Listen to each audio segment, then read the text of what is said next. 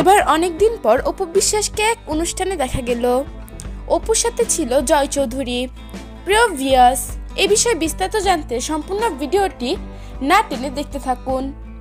অপু বিশ্বাস ও জয় চৌধুরী তারা একসাথে পারফর্ম করেছে।